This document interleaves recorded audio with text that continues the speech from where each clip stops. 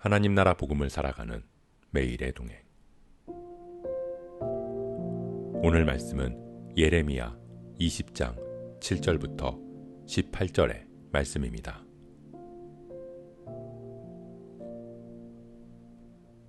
여호와여, 주께서 나를 권유하심으로 내가 그 권유를 받았사오며 주께서 나보다 강하사 이기셨으므로 내가 조롱거리가 되니 사람마다 종일토록 나를 조롱하나이다.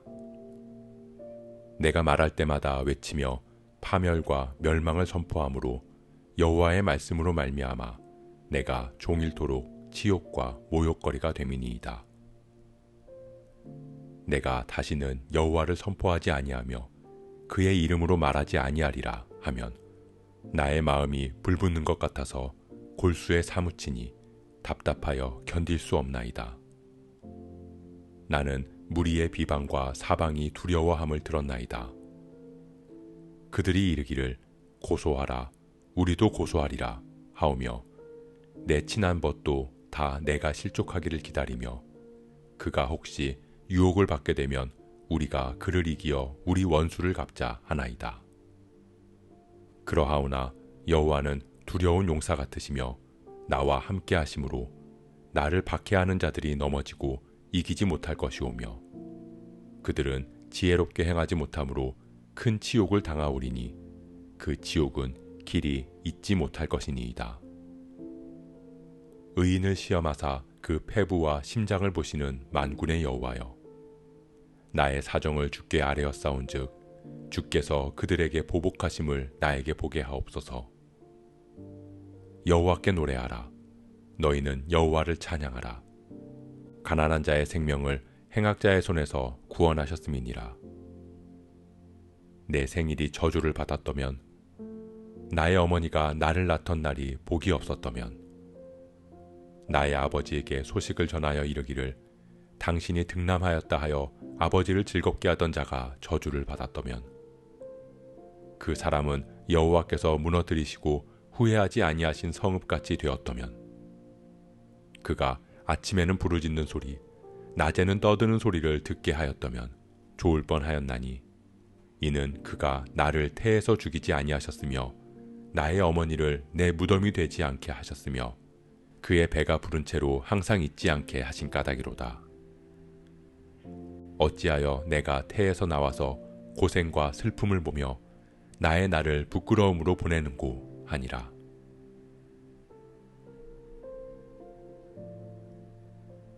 사명은 하나님께서 우리 마음에 권유하시는 것이고 그 뜻이 나의 뜻을 이김으로 따를 수밖에 없는 것입니다. 그렇게 하나님의 부르심에 나를 내려놓고 하나님의 뜻을 받아들이는 것을 우리는 사명이라고 부릅니다. 예레미야는 하나님의 사명을 받았습니다. 주께서 나를 권유하심으로 내가 그 권유를 받았사오며 주께서 나보다 강하사 이기셨으므로. 그런 사명을 받고 그 사명을 감당하는 예레미야였지만 그에게 돌아온 것은 사람들의 조롱이었습니다. 심지어 친한 친구조차 예레미야가 넘어지기를 바라며 원수로 여겼습니다. 하지만 예레미야는 하나님의 사명을 포기할 수 없었습니다. 왜냐하면 하나님의 말씀을 선포하지 않겠노라고 다짐하면 할수록 그 마음이 불붙는 것 같고 답답해서 견딜 수 없었기 때문입니다. 예레미야는 이러지도 저러지도 못하는 상황에 빠졌습니다. 하나님의 말씀을 선포하자니 사방에서 저주와 모욕을 당하고 친한 친구들마저도 자신을 비난했고 하나님의 말씀을 선포하지 않자니 사명으로 불타는 마음 때문에 힘들었습니다. 그렇기에 예레미야는 하나님 앞에 자신의 고통을 호소합니다. 아픔과 괴로움을 하나님께 모두 토해냅니다. 나를 조롱하고 모욕하는 그들이 오히려 큰 치욕을 당하게 해달라고 말하고 나를 대신해서 하나님께서 그들에게 보복해달라고 기도합니다. 내가 왜 살아서 이 고통을 당해야 하는지 모르겠다고 부르짖습니다. 사랑하는 성도 여러분, 사명은 하나님께서 우리의 마음에 권유하고 말씀하시는 것입니다. 나의 생각과 나의 계획을 하나님의 이름으로 포장하는 것이 아니라 하나님의 뜻이 나의 뜻에 앞서기에 그 앞에서 나의 모든 것을 내려놓는 것입니다. 그렇게 하나님께서는 우리에게 사명을 주십니다. 하지만 우리는 하나님 주신 사명을 감당할 때 기대하는 것이 있습니다. 하나님의 말씀을 선포하고 하나님의 뜻을 전할 때 우리는 격려를 받거나 칭찬을 받거나 존경을 받기를 원합니다. 사명을 감당하는 것에 대한 보상을 받고 싶어 합니다. 하지만 예레미야는 하나님의 말씀을 선포할 때마다 격려와 존경은 고사하고 오히려 치욕과 모욕을 당했습니다. 친한 친구들마저도 자신에게서 돌아서서 대적했습니다. 때로는 우리에게도 주어진 사명을 감당함으로 고통과 괴로움이 찾아오기도 합니다. 예레미야처럼 친한 친구들과 멀어지기도 하고 심지어는 가장 가까운 가족과 친척들에게 비난과 모욕을 당하기도 합니다. 물론 하나님께서는 우리에게 사명을 감당해 나갈 힘을 주시지만 그럼에도 우리는 고통과 좌절에 빠질 수 있습니다. 때로는 하나님께 원망을 쏟아놓기도 하고 때로는 못하겠다고 투정을 부리기도 합니다. 나를 대적하고 조롱하는 사람들에 대한 욕을 하면서 하나님께 그들을 벌해달라고 기도하기도 합니다.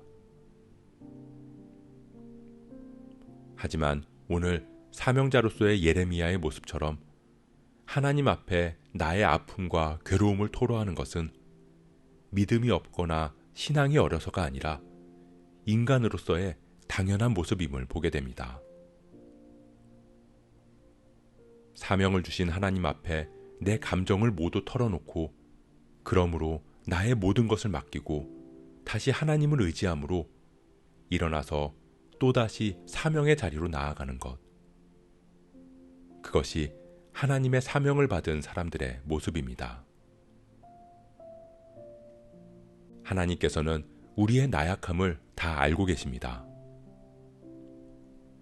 우리가 쉽게 좌절하고 아파하는 존재라는 것을 알고 계시지만 그럼에도 그런 우리를 통해 하나님의 일을 이루어 가시기를 원하십니다.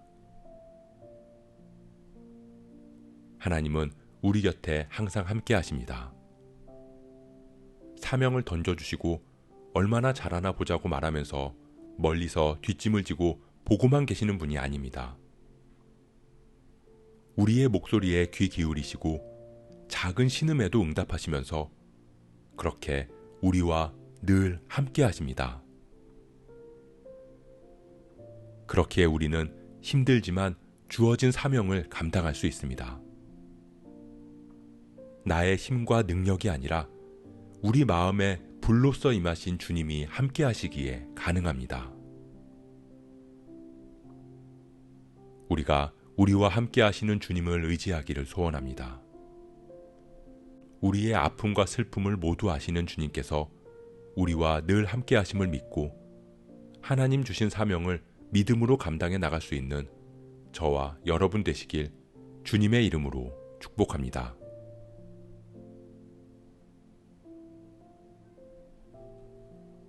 오늘 말씀 묵상하면서 기도함으로 마음에 새기겠습니다. 하나님의 사명을 받은 예레미야는 그 사명으로 인해 괴로웠습니다. 하나님의 말씀을 선포함으로 받는 조롱과 수치와 모욕으로 힘들었지만 불타는 마음과 견딜 수 없는 답답함으로 그 사명을 놓지도 못했습니다. 그런 예레미야의 모습을 통해 우리의 모습을 봅니다. 하나님 주신 사명은 우리에게 영광과 존경보다는 고통과 아픔이 더 따르지만, 그럼에도 하나님께서 우리와 함께 하시기에 주님께 모든 것을 내어놓고 그 주님을 의지합니다. 그렇게 믿음으로 주어진 사명을 감당하게 하옵소서. 우리와 동행하시는 하나님을 날마다 경험하는 우리 되게 하옵소서. 이 모든 말씀 우리와 늘 함께 하시는 임마누엘 하나님 예수 그리스도의 이름으로 기도합니다.